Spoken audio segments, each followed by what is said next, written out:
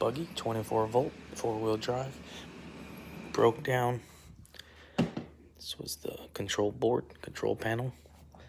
Wouldn't go forward, wouldn't go back. Remote wouldn't work. Didn't move. Would turn on, but wouldn't move.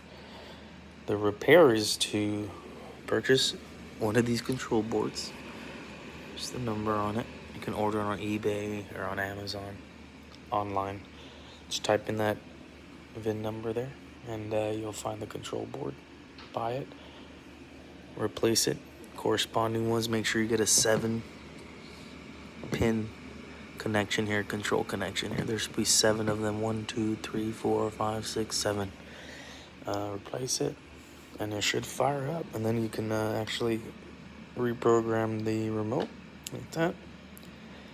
It will blink, and then once it stops blinking, that means it's already memorizing it's to the new control board. It's in here. Here it is. Okay, forward, back, left, right, and park.